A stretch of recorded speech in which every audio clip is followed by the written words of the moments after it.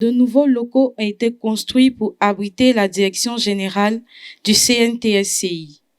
L'ouverture a été faite ce 30 décembre 2024 lors de la première édition de la journée porte ouverte et scientifique. Plus de détails vous seront donnés dans cette édition spéciale. De nouveaux bâtiments, une nouvelle ère qui s'ouvre après 65 ans de création.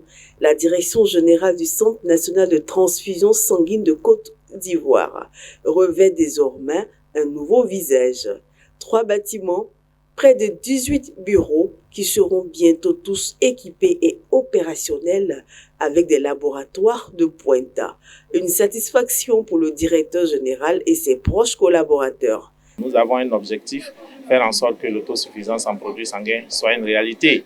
Mais vous ne pouvez obtenir des résultats que si vous êtes dans un environnement sain. Vous êtes dans un environnement qui est propice à la réflexion, au travail. Et il était de notre devoir, en tant que premier manager de cette structure, de faire en sorte de pouvoir améliorer les cadres de vie du personnel. Vous savez, l'ancien directeur a fait sa part. Il a réussi à bâtir un système transfusionnel robuste. Mais chemin faisant, avec le temps, les structures malheureusement se sont dégradées et l'État a donc décidé de réinjecter du financement pour pouvoir améliorer les conditions de travail de l'ensemble du personnel. Nous avons donc pu construire ce nouveau bâtiment que vous voyez, c'est vraiment un bâtiment moderne, un bâtiment futuriste. Nous avons également construit d'autres bâtiments annexes, notamment un bloc financier, des laboratoires spécialisés qui vont permettre de pouvoir renforcer la qualité du sang que nous prélevons pour le mettre à la disposition des populations. En somme, c'est l'engagement de l'État de Côte d'Ivoire qui a été traduit à travers toutes ces réalisations que vous avez vues aujourd'hui. Ces nouveaux bâtiments permettront à l'ensemble des sous-directions et des services rattachés à la direction médicale et scientifique de travailler dans des conditions adéquates, idoines, qui leur permettra d'améliorer les résultats que nous venons d'obtenir, que vous avez vus, qui ont été présentés ce jour. Ça va permettre d'améliorer ces résultats. Alors, il faut dire que toutes ces actions-là contribuent à l'amélioration des conditions de travail du personnel. On a un certain nombre de services qui sont dans des bureaux qui sont un peu exigus. Donc, la livraison de ces nouveaux bâtiments va leur permettre de travailler vraiment de façon plus agréable et de délivrer, d'atteindre les objectifs que nous a assignés le ministre.